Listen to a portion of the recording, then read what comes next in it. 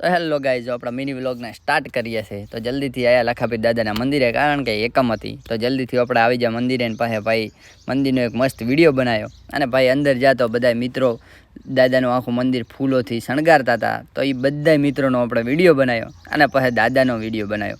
પછી ભાઈ બધા મિત્રોએ દેશો તો ફટાકડા લાવ્યા હતા. તો આપણે ભાઈ ફટાકડા ખુશીમાં ભાઈ પાર નહોતો. તો આપણે બધા મિત્રોને પહેલાં લઈ લીધા વિડીયોમાં. અને પછી ભાઈ આ ભાઈ આબા મોગતા નહોતા વ્લોગમાં, તો હરપણા ભાઈ વ્લોગમાં લઈ લીધા.